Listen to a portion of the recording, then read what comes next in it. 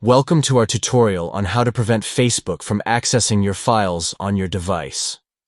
Protecting your privacy and data is important, and we'll guide you through the steps to restrict Facebook's access to your files. Let's get started. Begin by opening the Settings app on your device.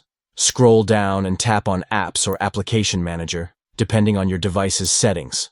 Locate and select Facebook from the list of apps displayed on your screen. Once you've selected Facebook, tap on Permissions.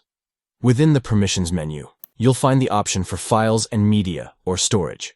Toggle the switch next to it to block Facebook from accessing your files.